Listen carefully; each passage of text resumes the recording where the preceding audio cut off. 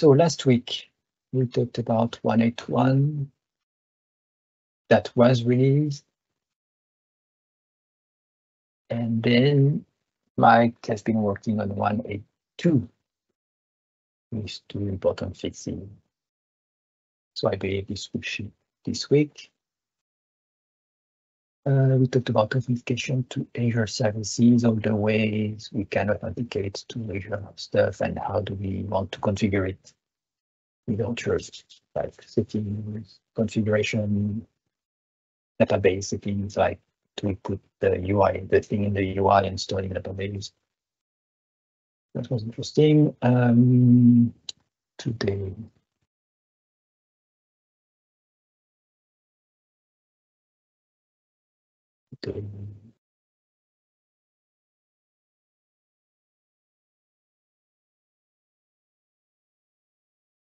demos. Do we have demos? Not much, a little bit of demo and also topics about pull request management, issue management, and issue metrics. Boring stuff, Zoltan. Yes. But we have to deal with it. No demos. No demos. The PR that we are talking about on Thursday was system text design. We can do an update on that.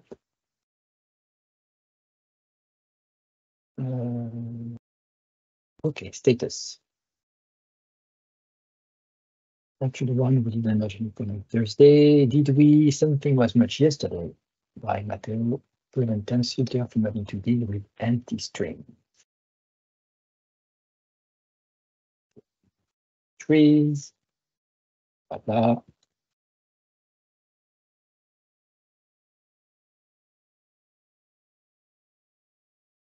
Okay.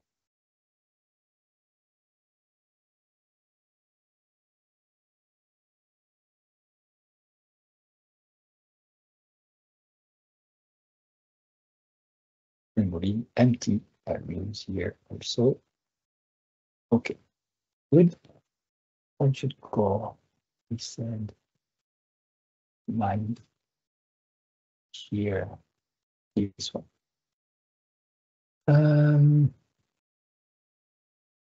So this was removing 181. Here. New docs about Jean-Thierry's coming to our world. Request localization settings to be configured. Once,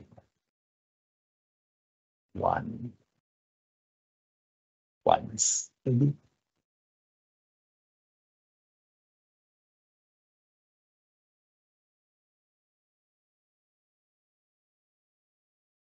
Same.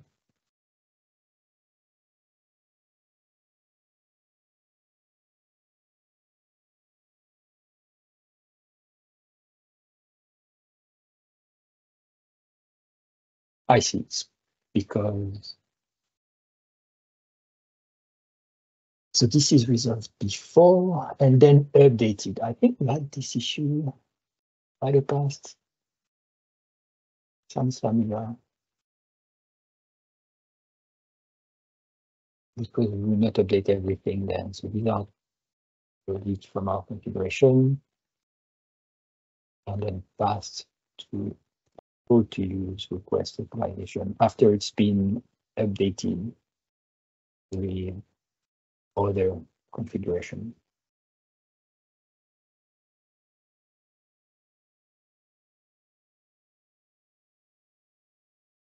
So this code seems familiar, like we changed that at some point. Updated ASP.NET and the net to 801. Hello, configuring Azure Search AI from UI or app setting.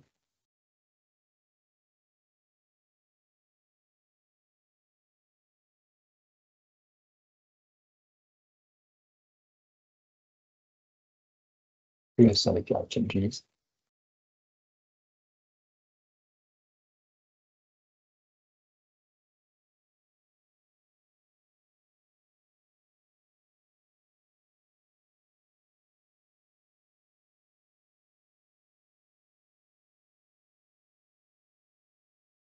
Fix pluralization arguments for admin with summaries, pluralization here, but we have the same thing. This is different. Singular, plural, yeah. I mean, is that breaking anything? Not really. It was breaking before that. It was. It's unnecessary pretty much. It's a small. Okay. Currently, it's just a small nitpicking. Previously, correct. It was actually issue. This is more correct, but yeah, I believe if it was one, it would have been displayed the same way here. Okay. Yeah, that's how we do usually. We put the static string for one item and then different things there.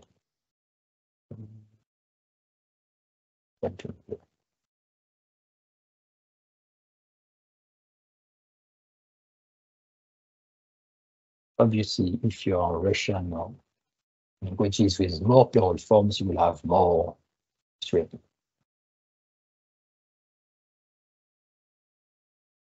Use my name instead of technical name in mediafield.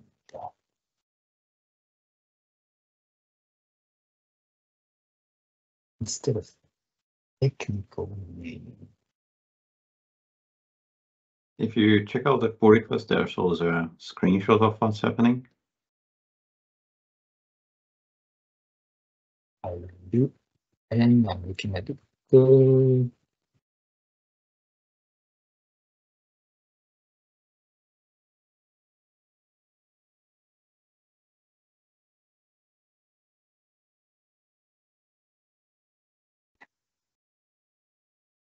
And then curly braces.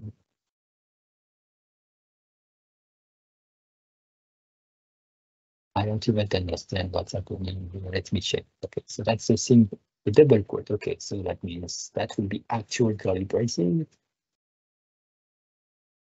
And what language is that?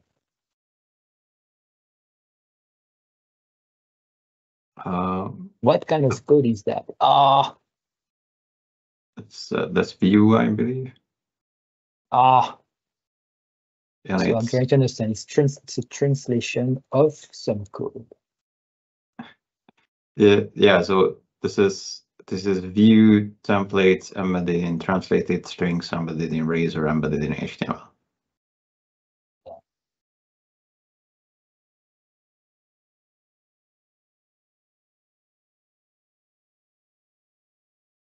Why is it? So it's not related to the change because it was the case before, but I believe this is wrong to have some code like this in a translation.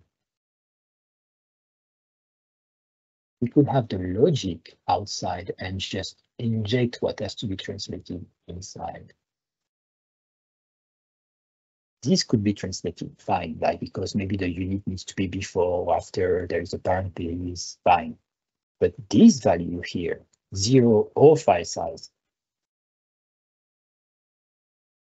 why is that in the translation? It's an argument of the translation. So we should just say inject here value number 0, well, argument 0, and the argument value is that thing. Or can't we do that?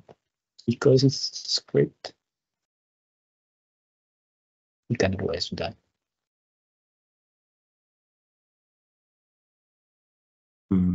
But I don't know. I would guess that the issue here was that the original author wanted to keep everything. Oh yeah, that's what I'm saying.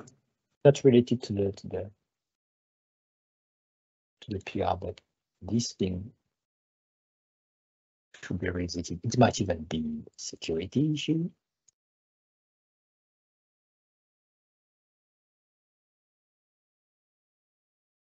Well, it's not because can translate anything to anything, even to code.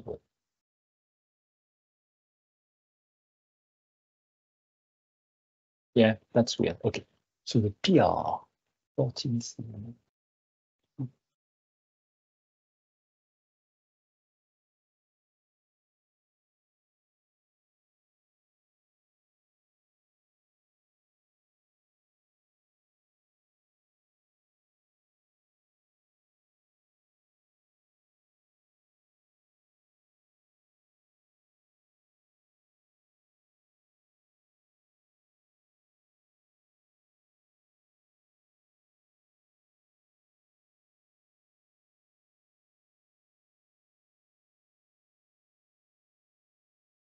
Oh, when you say the technical name, you mean the file name? Yeah, it's the auto generated, Okay. hash That's thing. why the technical name. Interesting.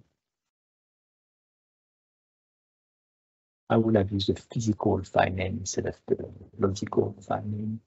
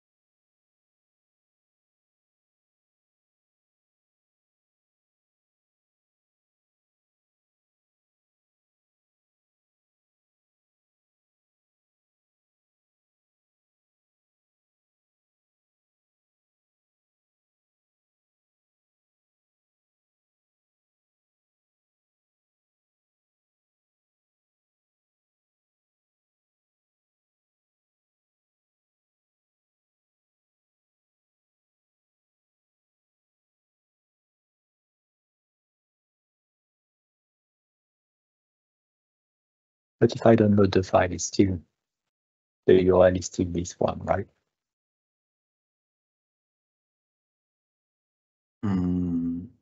I don't know. It's just a string is displayed here, but the URL is that thing because the file is actually this grid here.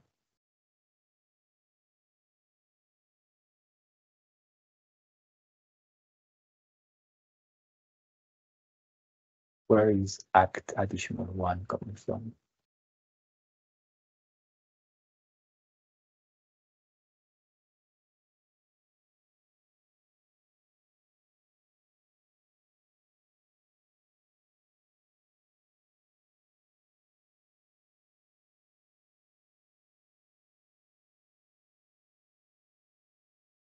Yeah, that's client code.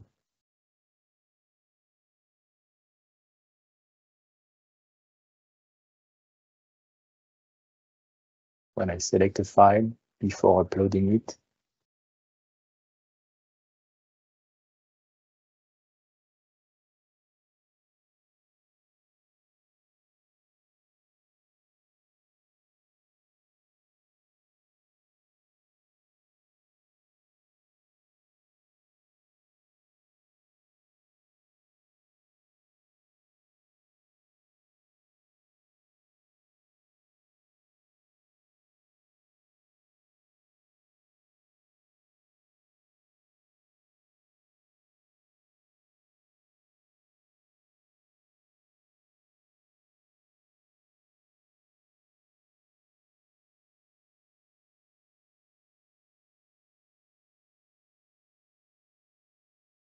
yeah, I don't think this needs to be translated. We can just generate.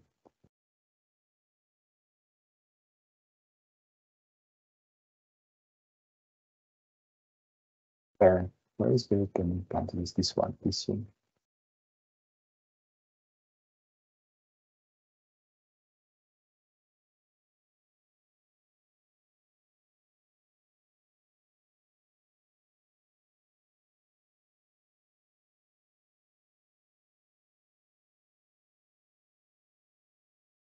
Well, the translation should contain like a string with variables, put in a hidden input or a div, something that we can grab like we do very often. And then the code will grab the generated HTML that contains the translation and then inject the name and file size. This is what should be done. It's unrelated to this PR, but when I see this code, this is what should be done instead of that.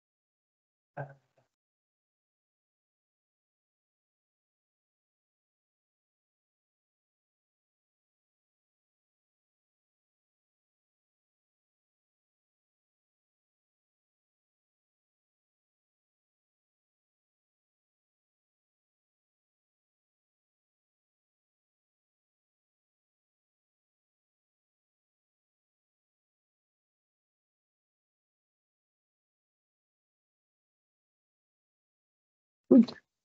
Okay. But here, notice your search into access strategy. The search module and the search provider.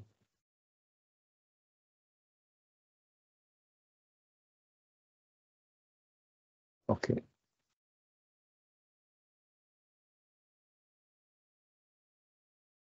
Okay.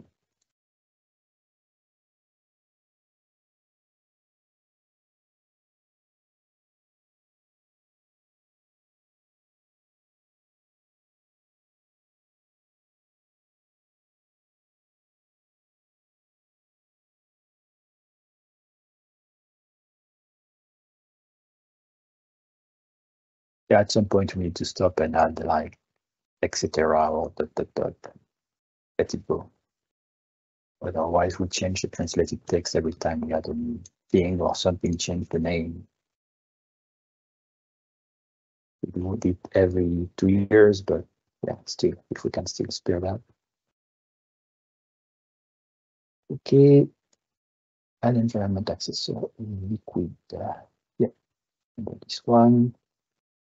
Because people want to be able to generate different views or view content if they detect that it's a development, staging, production environment. What is name? That's the environment name, like development, staging. Oh, sorry. Yeah. I was like, yeah. So I was thinking like we check if the current one is development, is staging, is for. It's actually no. These are variables. No, it's not like a switch. It's okay. Yeah, I reviewed this PR. So okay, name. So if we want to generate the name again, okay, sure.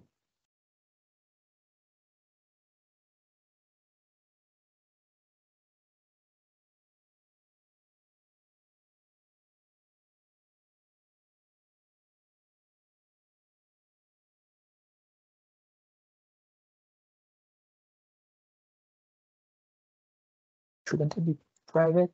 We need to make it public, I think. It's not important, but just for later.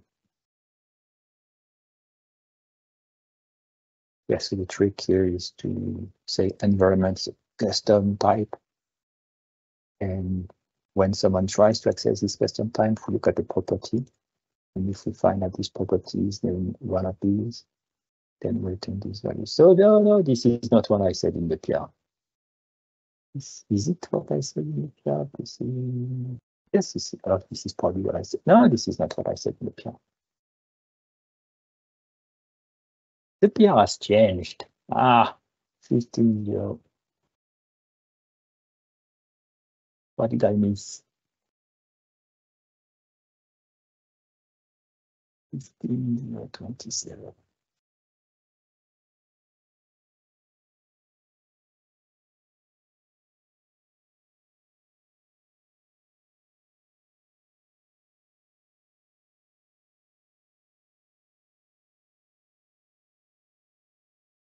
Oh, no, this is the PR not true. So why isn't this implementation the same way that Hisham did it in his control modules?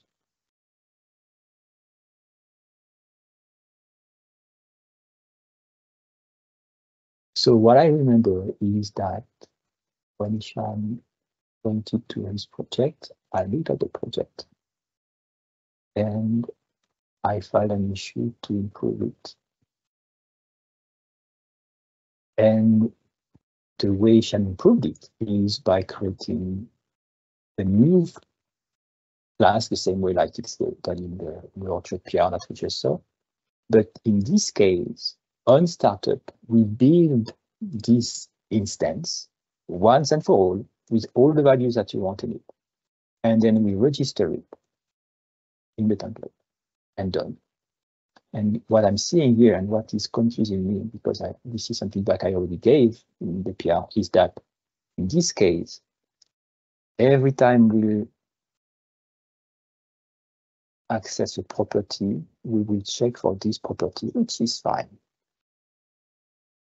We will check for this type. And if this type is used, then we will rebuild and reevaluate that again and again, okay? And it's useless because this value will always be the same value for all the app. That's why my feedback was just create the object and register the object. And all the values are predefined and it's the same instance, instead of doing a dynamic evaluation every time we find this property. It's minimal, but yeah, it's almost simpler this way, I'd say. So I'm surprised that this PR is not the same code as in the library. It was done later. We'll see what Hisham has to say about it.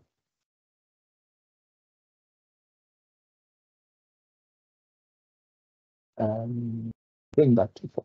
Okay. Service cleanup.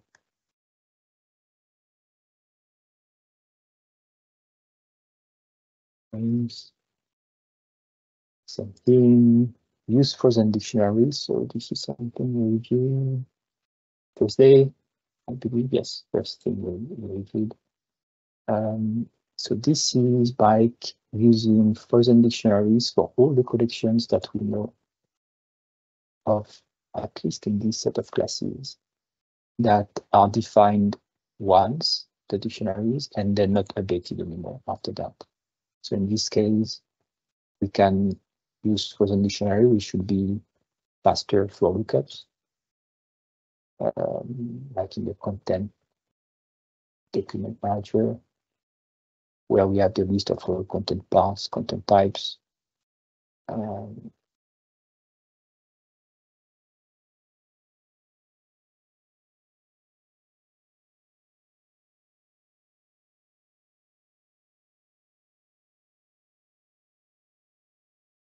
So the main changes here are instead of two dictionary, two frozen dictionary, and the type we store internally is a frozen dictionary instead of a dictionary. It's a faster implementation for lookups. This is just removing code that was not used, and same thing here. We don't know how much faster it is, but it's faster for sure. So let's do that. It's a feature of the Net 8. That's why we can do that now in the main branch. Like updating editorconfig files, just to remove the suggestions that we think should not be suggested.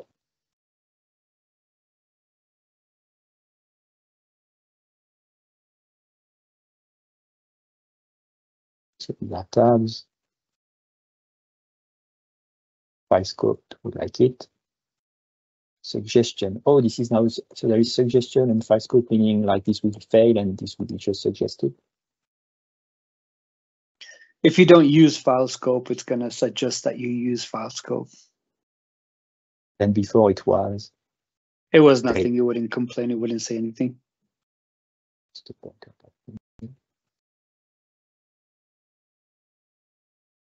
So the suggestion shows up under the messages tab, I believe, in the errors list, in Visual Studio, for example. And if you hit Control dot, it will bring up a quick fix menu if it's available. Yeah, I still don't understand the difference between the line before and the line after. I think default is none. So when you add the dot suggestion, it's converted from none to suggestion. I believe, I'm not sure what the default value, but the fact that it didn't complain before. Because it says preference. You see, C# style namespace declaration, preference is file scope. Maybe when a new file is created, it will use that thing, but it won't say anything if you don't. And now it will tell you, hey, you should. Okay, that will explain. Yep. Okay. But it wouldn't suggest anything if you're not using it. So with this, you're just showing that, hey, you should use it. Which is good because it's cleaner, nicer. Yeah.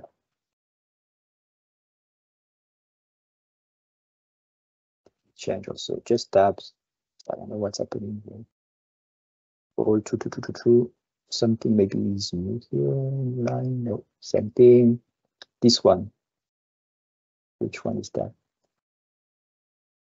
So one of them, we're no longer suggesting to use primary constructors. So you can use it if you want to, but we're not going to suggest that you use it, which is what's happening by default.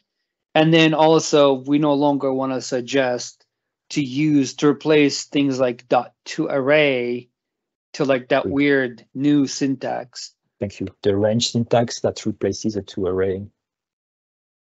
And the two things you mentioned. Oh, I'm still with that issue. Control Shift, I think Control Shift left on your keyboard on the left side. I think Control Shift or Command Shift, one of those.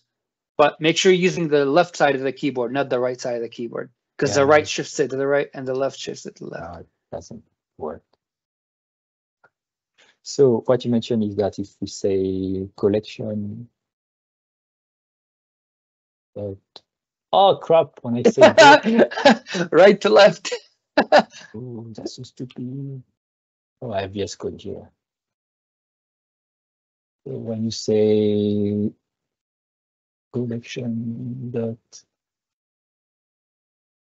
array with the new Visual Studio or .NET, I don't know, with something, it says it replaces by collection.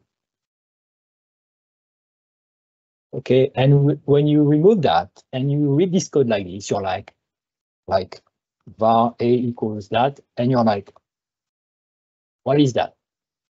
I don't get it. I don't understand. I don't, okay? So I would expect today or for the next 6 months, nobody will understand. Or 50% of the people won't understand what it's doing. But when I read toArray, I know what it's doing. Okay, so I prefer that we don't convert it to that because it's a suggestion. People will do that in their PRs, even if it doesn't relate to their PRs. And I prefer not to do that in their PRs because it will just add more confusion than this code. And the second one, which you said was the primary constructor. So if you have a public class foo, you could do public foo, int A, int B, okay, and blah, blah. And the primary constructor, if you do something like this. Yeah.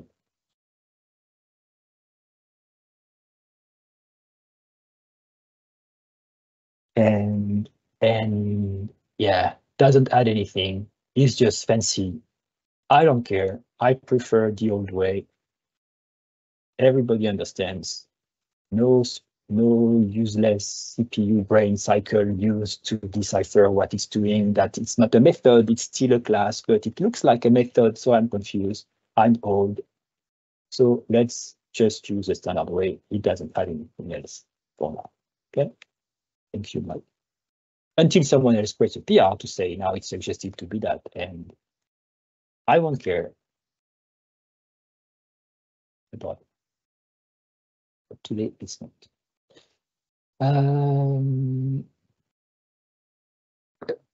Anything else to add to this? I should stop the discussion, but I just wanted to explain these two changes and why. This won't be the last ones. If it was just me, there would be more that would be ignored. I believe like 5 years ago, I complained about the if A is something like that, or is a block. I was like, what does it mean? Oh, it's just to say not null. Ah, okay, so why you want to say not null? Oh, because this is in C#, whatever. Then, oh, you can do that. There are some slight differences, but at our level, we don't care. You can even do something like, I don't know, something like this.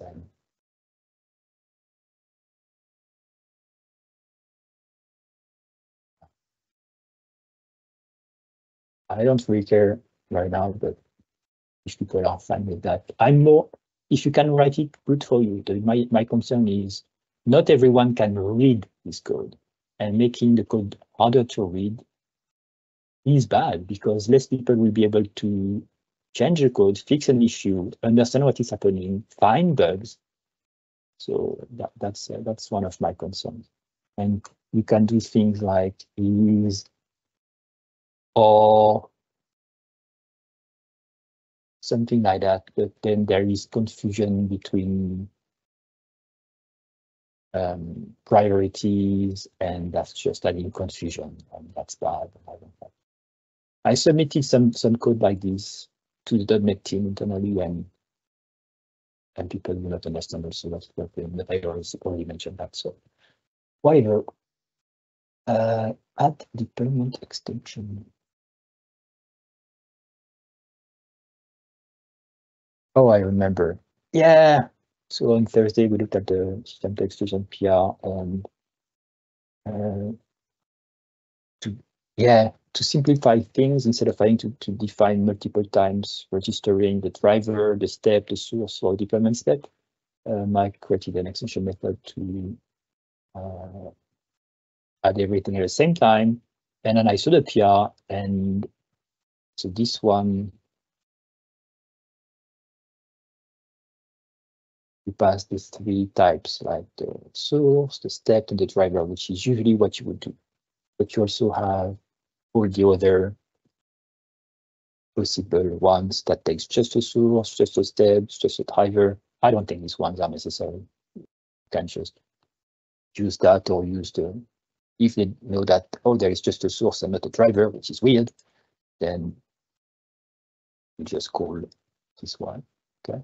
But that's fine. So this way you don't have to know that it's transient, a singleton, or scoped for whatever. We pick the best, and if tomorrow we want to change, we can.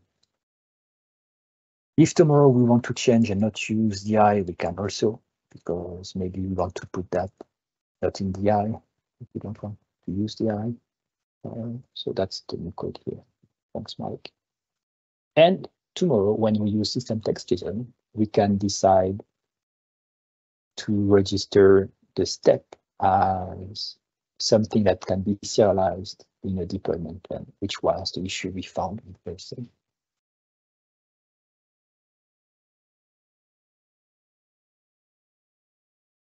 And my other self doesn't like these methods, because it's hiding what's happening behind. We don't know that it's registered on that thing. So I like to understand, to make it simple. But that's what .NET does everywhere. I not to say something like this. Right? So I'm fine with that. So this is the doing some work we did on the system text JSON. Fix display name. Display name. Someone found an issue that the technical name was not refreshed, changed. In the UI, when you had a technical name on the content type, content part.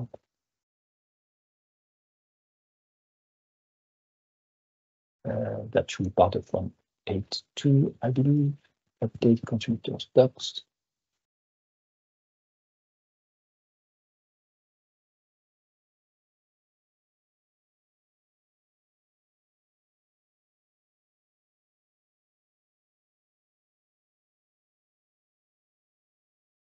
I mentioned that last week. Nathan, you haven't seen the video, I believe, because I forgot to send it to Gabor. So Gabor.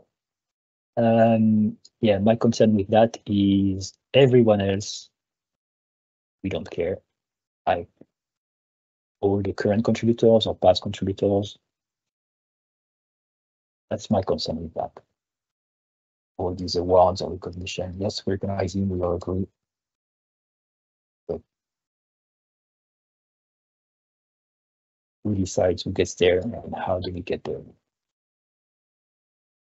Because maybe people care.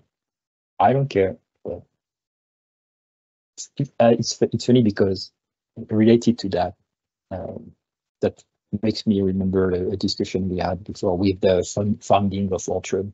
Like we don't have a GitHub sponsor file on Orchard because personally, I don't want the community to have to deal with who gets what. Like if someone sponsors the Orchard project, who gets what? Like what do we do with the thing, and or how do we spend it, and we have to deal with that. So at least the GitHub sponsors file is an issue. But I filed the same issue for Poly a few weeks ago because Microsoft was looking for project to sponsor on .NET. And I asked them, why don't you have a sponsors file? And they decided to close the issue saying, no, we don't want to deal with that because they have multiple contributors. So they say, no, don't send money to the Poly project, okay? Because it's too hard to manage. So that's related to the conversation. What can we decide together or not? Like because there are people and it's hard to decide who gets the money, who gets in the list. That's these kind of things that are hard to do.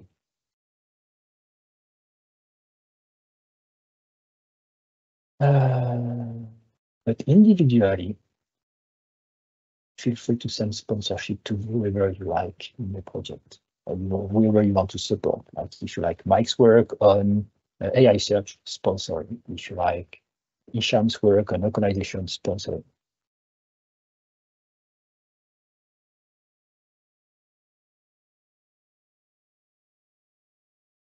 Yeah, this would probably be more interesting if we'll have common costs. You know, like you wouldn't sponsor a single person, but you would sponsor something like an Orchard Harvest, or sponsor our continuous marketing efforts that we are just paying for.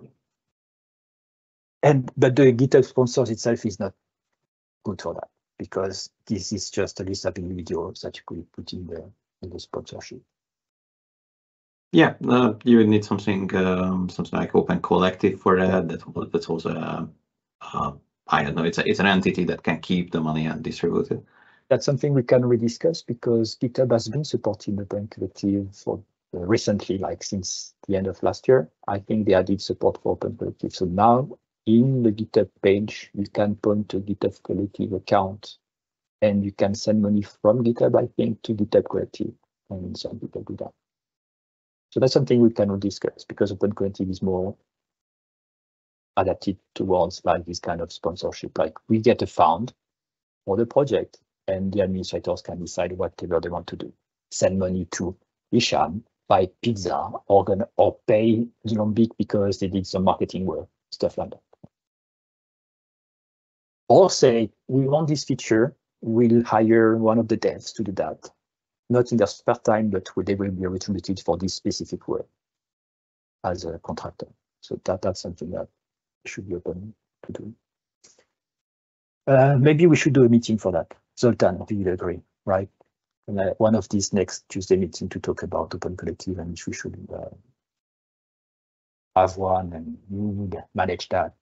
Which parties will manage that, and what would be the thing to finance with that? Sure, we can have that too. I know it a little bit. I don't think it's actually quite suitable for us right now because, well, we don't have such common costs yet. But that's something that we discuss. As a parenthesis, and a good example to follow for that, I found it recently for Reasons, Nano Framework. You see, in my history that I went on this project. So Nano Framework is the project that won the latest Microsoft open source fund, which last week was dedicated to .NET apps. Nano Framework was one of the candidates, and the candidates were proposed by the .NET employees. I proposed two of the projects, and two of them got a fund, which I was happy with. But Nano Framework got the biggest one because they were first place. And it's not the first time they got a fund from this Microsoft OSS fund. Actually, it was the second time, and this is the first project to get it 2 times. And I learned that there is no limit to be elected again. So what they have is, you see, this is on the GitHub page, and on the GitHub page, you can point to. There is no links here, interestingly. Sponsor, but I don't sponsor.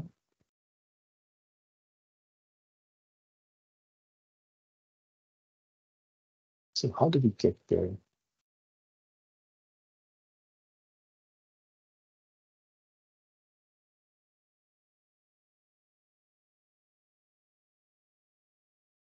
I know the URI, but I want to know how we, here, sponsor this project. And this is the GitHub founding file, the YAML file that you can have also in your own account.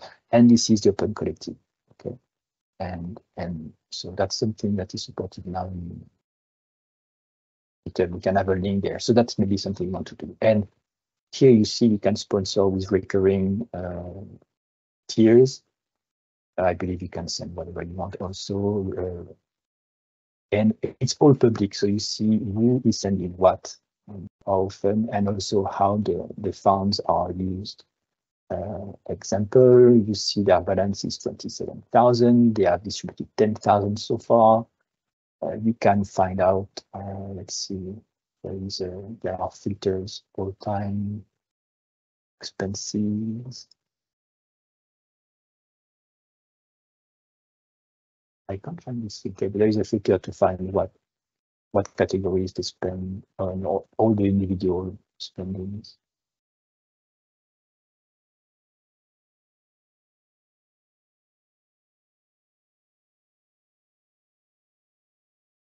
That is the link.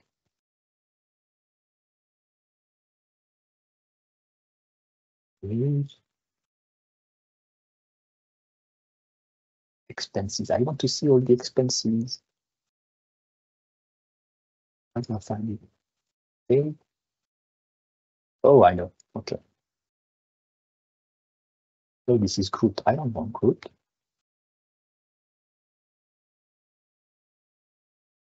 Oh, transactions expenses. Okay. See here. So to like paying for certificates or paying for open collective accounts or sponsorship for other projects they use. Okay, that's also something interesting because if we use extensively some libraries and they accept sponsorship, we might want to redistribute part of it to the other projects. That's what they do.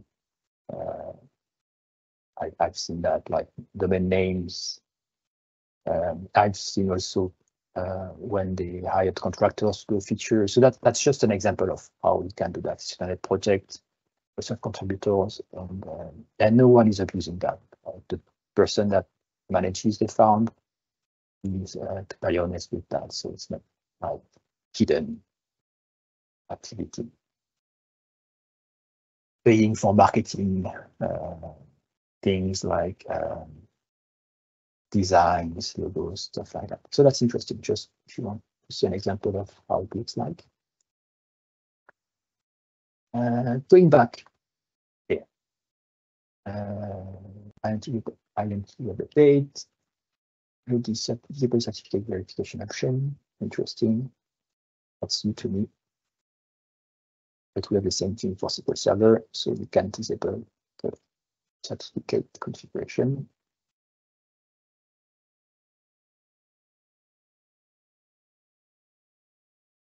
Change the code to that. Okay, great. That's a good contribution. Update document format OpenXml to 301. Oh, because there was a 300. I thought we were on the 2 something. Okay, good. The docs, AddSegment, fix, title, empty. You see? You see?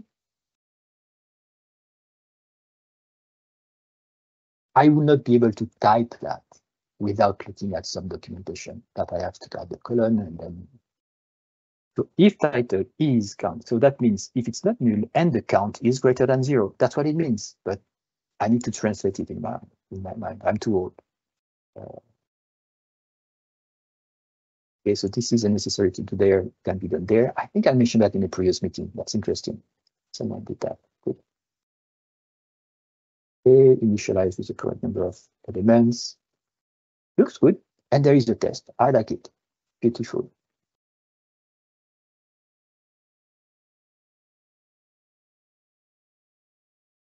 Awesome. Add ISmsService and support multiple SMS providers.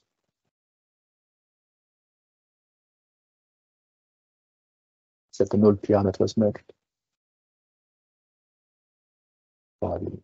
Yeah, it's a bit more of a cleanup, and there was an issue with settings. So a lot of it was fixed. We now have ISmsService that you can utilize to send messages. So a lot of cleanup. And did you try to use keyed DI there? Say that again?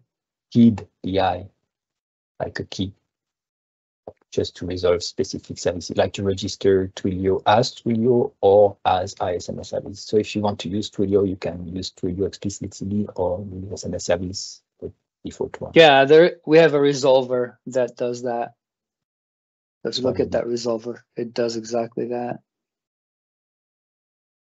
So you tell it which instance you want, and it will grab it. That's why the keyed DI might be interesting, because that will be part of the. The keyed service. Yeah, keyed service. Yeah, but it doesn't. It doesn't work in this case, because there is no way. The next feature we should try to do to see how it works. I actually tried implementing. Keyed services here, and it led me to the issue where, it's a missing feature in .NET. I submitted an issue in .NET, and they tagged it with .NET 9. So hopefully it'll be a new feature in .NET 9. Good. Okay. Time, topics, Sultan. Yeah, let's do this very quickly. Just a sec. Let me start screen sharing. So boring stuff. You should see it now. Where should I start? So obviously, keeping contributors engaged and happy is important here, and especially new contributors. Of course, the people here on this call are the most important, but and for those people who work on the code day to day, should get everything optimized and how they should fit. But we should also be quite mindful about the image we present to new contributors. And what happens with pull requests, especially what happens with pull requests of new contributors, and what happens with issues, is kind of where that image begins. Perhaps with issues, because perhaps most people would open issues than pull requests. But if somebody gets to the point where they can open a pull request, we should really be careful to be nice to them, to encourage them, and to encourage further contributors, because, well, every core contributor, everybody on this call started with their first pull request as well, and eventually that led to the second, third, and 50th. So yeah, we should be good on that front as well. And there are two more apparent issues here that I opened, or problems here that I opened these issues for. First of all, we have a lot of pull requests open. At the time I opened this, there were about 190. During the last week or so, I've started to process these pull requests, close old ones, chase up people, starting from the very old ones. And yeah, we are down to 165. That's good. But still, I think kind of the goal here would be to only have open pull requests for two things that people either actively work on or actively are actively awaiting feedback on, and not more, because having pull requests there that have been inactive for 3 years, that doesn't help anybody. And I have a couple of concrete suggestions here. I wouldn't like to go through these because, well, everybody here can read, but please chime in here and pause this week. I will assume that if somebody didn't have any objection to these, then everybody agrees, so we can progress. I have some ideas for process improvements, mostly automation, so how to get contributions, how to get better contributions automatically, how to inform people about how should they contribute automatically, and how to keep on top of the pull requests, how to not get them stale automatically as well. So yeah, that would be the first thing. Please check it out, or if you have any feedback, question, anything right now, please shoot.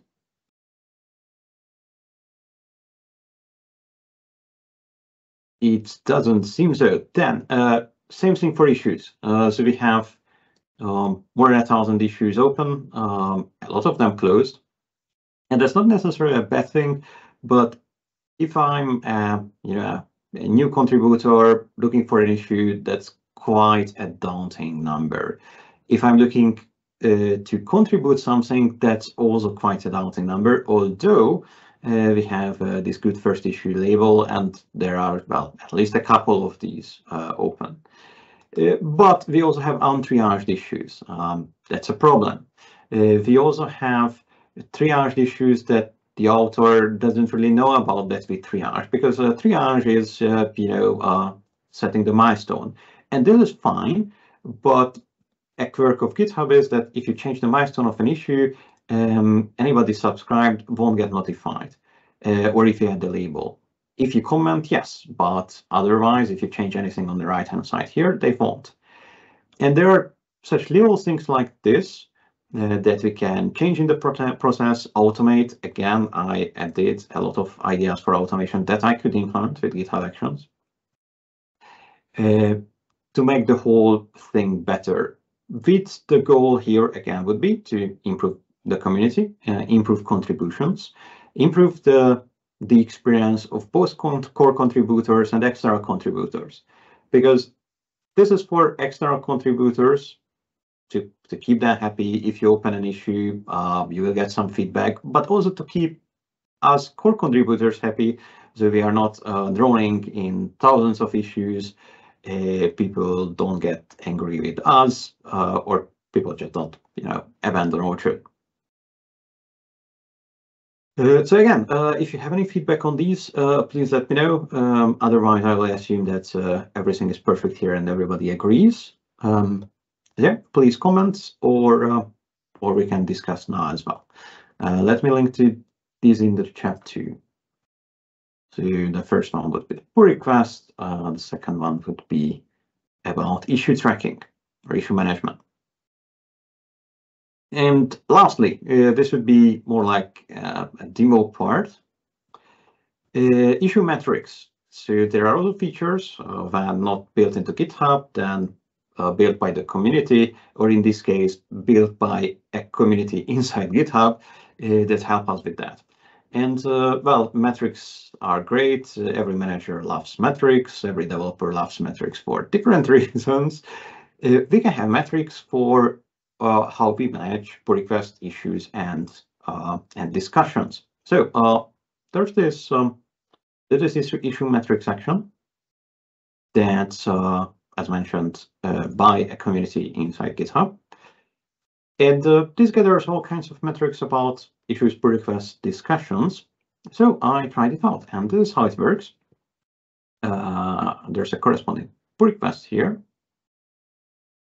Pretty much the core of the logic is inside the GitHub Actions workflow that uses that action. And so this is something that can run either on demand or every month. And every month it can generate these metrics. First of all, it can generate as the output of the workflow. I would keep that, but this is not that much actionable. And it can also generate it as a new issue like this. And everybody here, just think about it for yourself, whether you think we are doing issue tracking or issue management, pull request management, about replying, closing them, and discussion management, so answering questions quickly or slowly. And well, 3, 2, 1. The answer is that we do it in a pretty much awesome way, actually. And so, yeah, if you checked out the numbers on my screen, you already knew that. But at least from the core metrics or the role metrics, without looking into the details, you can see that this is from December. In December, issues were fairly quickly replied to, actually so quickly that I think that's that this puts most paid projects to shame. And the close time for these issues was pretty quick as well. Well, not all of these issues were closed, but the majority of them actually were. So that's pretty amazing. Now, there were issues, and especially there were pull requests that somebody quickly opens just pretty much for themselves and then quickly closed as well. But still, this is pretty awesome. And the pull request game is actually pretty awesome as well. Although I noticed that a lot of room for improvement, as detailed in the previously mentioned issues. What happens is pretty awesome. So you see, pull requests are usually being responded to. They are also closed. As you can see, out of the 92 pull requests opened in December, only 4 remained open by the end of December. So these metrics are always calculated for a given calendar month.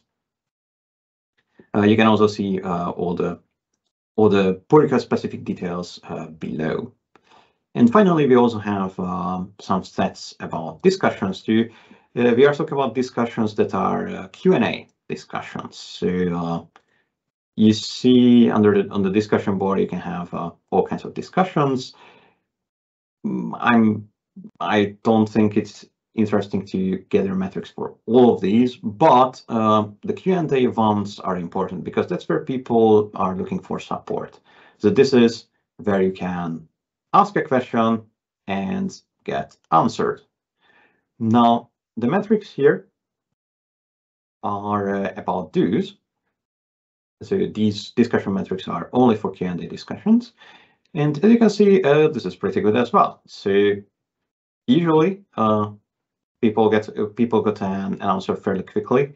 Well, this could be quicker because I think that answers to discussions should actually be quicker. It's more important to be quicker here than with issues, because this is where you are waiting for something. You have an issue, you ask for some help, and then you are pretty much blocked. Some issues are like that, but not like feature requests. The stats here are pretty good as well. A lot more remains open, but this is also because people are not really closing this. So even if there's an answer, it's quite rare that people choose an answer. This also requires contribution or playing along by the person asking the question, or actually as core contributors can also mark answers as or comments as answers. But otherwise, this is not bad either. So if you agree, or if nobody objects, that's the easiest way, then I would merge this pull request and let such issue metrics be generated. And then, of course, we need to act on this to check this out when it's generated, And especially what I think will be useful is to compare how this changes. So yeah, what do you think? Does it highlight new contributors? That's actually a feature of GitHub. So not for issues and not for these issue metrics. So this No, for the metrics, we can't add those.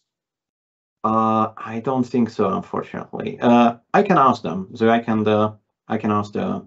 I just think it's a good idea to chime in and encourage these new contributors. I mean, obviously it's a discussion, so maybe we can say, "Hey, good job, thanks for contributing." Antoine does it. Antoine does it continuously. Whenever there is a new contribution, he adds them to the contributors list. Yeah, but in the metrics, if we have like a metrics, it'll be nice to because obviously people will comment on the metrics issue. So if we have a place, people from the community that are just looking at this, maybe they can say, "Hey, great job" or something. In the release notes also, I think it generates the list of the correct. Yeah, it does. But in the metrics, it'll be nice too. Yeah. So as for recognition, indeed in the release notes we have that, but probably not for 1.8 apparently. But yeah, that's actually happening. Yeah, like this. Also, FYI, for pull requests, we have this tag or little indicator. It's not really a tag or it's not a label, but GitHub displays it if it's by a first-time contributor. But we could ask the authors of this action here is to include, Mike, are you interested in like how many issues were opened by new contributors or something like that? I would, instead of just thanking them it's a stats report. We don't need to mention them because they want that. It's for us to know that, oh, there are 5 new contributors, and last month there were like just 2. Just if we see a progress. I do not see the point of pinning them just to show them, hey, you are in a stats page. Nice. Yeah, that's I wouldn't do that, of course.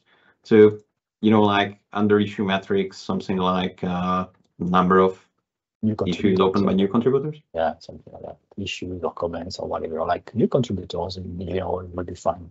Like commenting, creating an issue, a PR, a discussion. Like what Antoine is doing by adding them with the correct tags and contributors list. Yeah, that's a bit different. So that's about recognition and about having the I know, but what I mean is that the fact that Antoine tracks a comment, a discussion, an issue, a pull request. What I'm saying is the stats. If there is the list of new contributors, as in either they commented, created an issue, a PR, or like just to know how many. Just that's stats. And when I say like Antoine is doing, I mean for the same reason he's doing that, like for the same triggers, which are comments, PRs, issues, and whatever. Like, oh, there has been 3 new contributors last month. That's what I care, right? Yeah. Good point. By the way, are you relatives, Sebastian? Maybe. Who knows? I don't know. He's handsome, so he must be related to me, right? Yes, it's like genetics. Yeah, definitely. By the way, you also have this contributor map. Recently, I added. Who did that? You did that, Zoltan? Yeah, I did it last week. Is it dynamic? And every time we generate the site, it's there. How do you do that? Do we have this information? Or GitHub has that? GitHub has it, yes. Wow. It's generated like every week. Is that Guinea on the bottom left in South America? Oops. Let's see. Maybe it's Guinea. That's weird. Sorry, Guyana. Guyana. Why did I say Guyana? Guyana. Yeah. Is that? Yeah, it's French Guinea. Of course, this is not perfect. So this is about this is collecting data that people have set under the GitHub profile. So most people, I think, actually don't set it, their location, and it's not necessarily up to date. This is just just an indication or some fun. I can see Hisham. Yes, Hisham is here.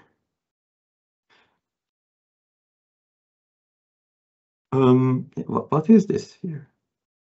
It's this also reunion or some or Mauritius also, either that. Yeah, it's Mauritius. On the right side is Reunion, but this one is Mauritius. Yeah, the green is reunion. That's what the map does, at least. I'm hovering it. Probably you don't see the tooltip. Okay, no, I don't see the hovering, but okay, it's Reunion. Yeah. So where is Mauritius? Is that the one on top right? Is Mauritius? Probably yes. Yes. Okay, I thought it was the opposite. I thought Reunion was on the top right of Mauritius. I'm wrong. I see Madagascar, but okay, Reunion. Who's from Reunion? That's interesting.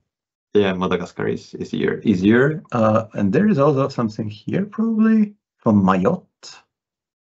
And this looks great. I'm sure Antoine went on vacation and then committed something. It's very, very interesting places. Oh yeah, this island here is also human. Yeah. So by the way, we also have this contributors map now. Yeah, VPN clients. Zig is telling in the chat. Probably that's also something. Actually, I don't think that should affect it because this is not. This is really profile. But you can cheat on your profile. Yeah, of course. So yeah, if you would like to, like mark South America here, we should all just hop between South American countries for a week to make it greener. Yeah.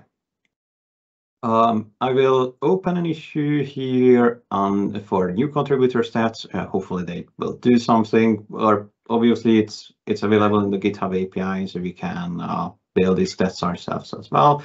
But it would be nice not to have to do it.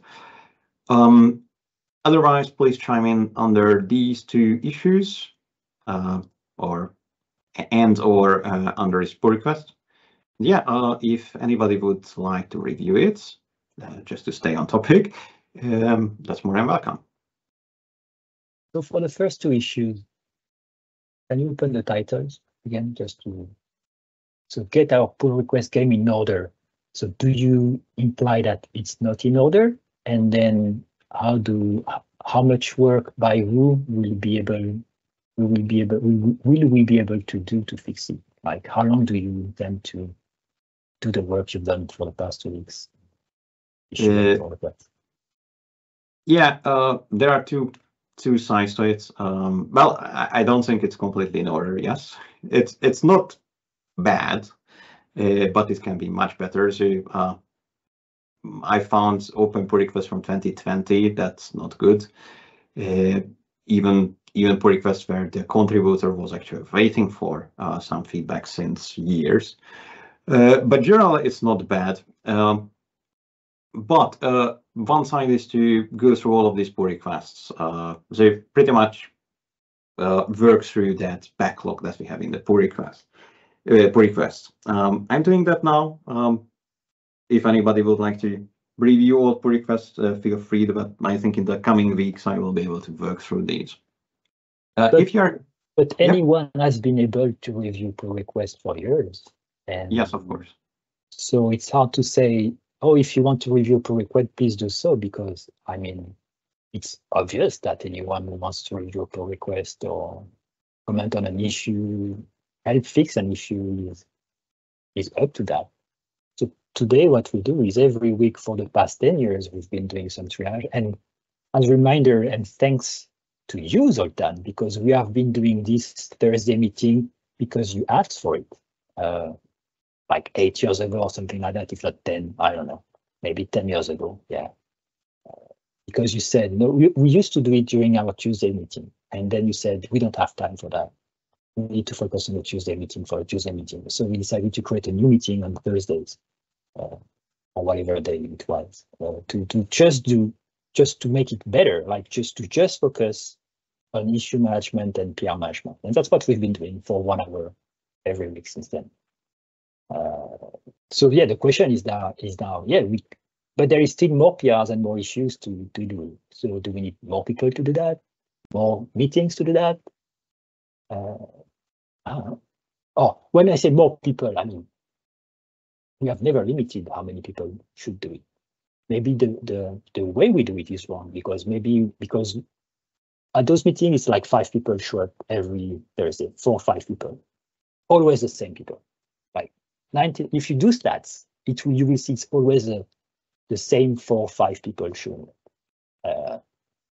So anyone can join, and that will make 6, 7, 8. Maybe we should have 5 1-hour meeting. I'm driving them, but maybe Mike should drive one on Friday and not show up on the Thursday. I should show up on the Thursday and just to optimize the time. I don't know. Like, do you want what you have been doing is kind of the same thing, but continuously, not to have a spot dedicated to that, but just on your time to do that. And that's what I would expect from any contributor who wants to help, at least to do it when they can, not specifically on specific times. So just saying that we are still open to more people working on PRN issues, and everyone doing that is on their own time. So it's hard to say, to give goals and to set expectations and to tell people do more PRs, do more issues, because it's just based on contribution. I do what I want when I want. If I don't want to do PR issues tomorrow, and when I say anyone does when they want what they want. So it's hard to say do more. Or get your game in order, or get better PR issue management. Like if tomorrow someone creates an issue and complains that we are not responsive enough, I will say all the expletive that you can imagine to them, saying whoever helps you there just helps you on their own time. If you're not happy, just don't use our church, sorry. Make the dog better, try to understand and help others, and then we maybe help you. That's my reaction to that. I saw comment. Yeah, it's open source, so that's always a reply or always an answer. But I think it's good for everyone if we address some areas of improvement here. Because, for example, if a new contributor has some good experience, then they will contribute again, and eventually they will join us as another person, and will have to do fewer pull request reviews because they will also take on some. But of course, this is in everybody's, or most people's free time here. But going forward for the meeting, I think on the Thursday meeting, we should rather focus on issue triage, because that's what can benefit most from many people being there. As for pull request reviews, probably it's better for everyone to do in their own time, like alone. At least for me, that's definitely the case. I like to, dive deep into the code changes and check out and try out. That doesn't go just on the fly. Unless there's something complex, then bring it up.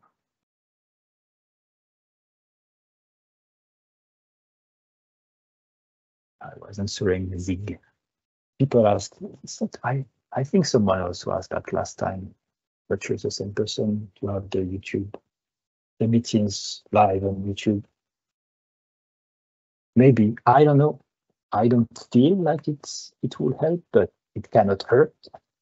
I don't think it would hurt. Maybe Gabor will be happy because you will not have to upload them to YouTube. They will just be there on YouTube by default. I don't know how much work it is.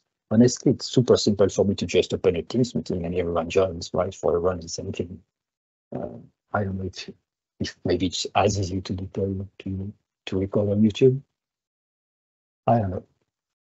Yeah, where I'm coming from, I will keep it like this, because if you like to join the meeting live, then please join, so you can actually take part in the discussion. On YouTube, you can't, unless we have a separate window for taking a look at the YouTube chat. And if you would like to just watch it, then you can do that later. I didn't understand your comment. What do you mean? You think it would be better to be live on YouTube? No, on the opposite. So if you want to join the meeting live, then please do that on Teams, because then you can take part in the conversation. As opposed to I see. I remember. Yeah, because I'm sure we talked about it, but YouTube is like, there are some speakers and done. Yeah, we mentioned that, right? I completely forgot about that. Yeah, like 10 years ago, that's why I forgot. Yeah, we decided not to do that because it's not open. There are like 2 speakers, 3 speakers. We decide who the speakers are, and it's done. Like nobody can share their screen, can talk, ask questions, right? That's the issue with YouTube Live. Or should we do both? Like, should we actually use Teams and stream on YouTube? So if you want to take part of the discussion, just join Teams, but it's broadcast on YouTube. No? Yeah, that can be done, and I would assume Zig is asking about that. But that's where my that's what I have an issue with, because then if you're just watching on YouTube, then you are passive. So maybe we should try a few times to driven by Teams, so everyone is free to join the meeting, but broadcast on YouTube for the people who actually prefer the YouTube experience, don't want to talk, or know that even if they're on Teams, they won't say anything, they can just chat, just to open to more people who actually don't want to use Teams, can't use Teams, or it's just, oh, let's click to see how it goes, and they don't have to join a meeting, it's anonymous, like maybe that's also a way. Like, you don't want to join a meeting because, no, I don't want to be part of the meeting, I just want to watch it.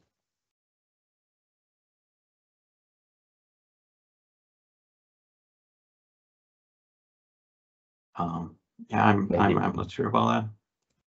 But if it doesn't hurt you, personally, you can just say, yeah, why not? If they mind, then. Like, do you prefer to have 10 people in the meeting and 0 people on YouTube, or 8 people in the meeting and 50 on YouTube? Well, if that would be the question, then the latter, I don't know. I just don't think this is maybe possible. If it's 0 people on YouTube live, then we won't stop doing that. If we have 10 more people live on YouTube than we have on the meetings, then it's worth it, because apparently they wanted to see it live and chat and not join the meeting. I think we should try just to see if it's hard or not to do that.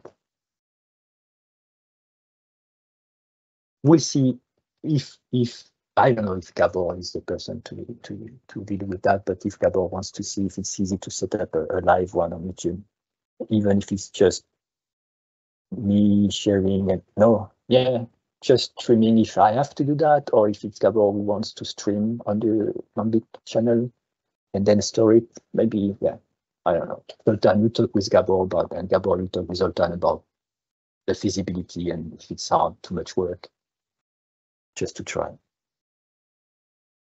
Yeah, I think that mostly depends on Teams restrictions, like company restrictions.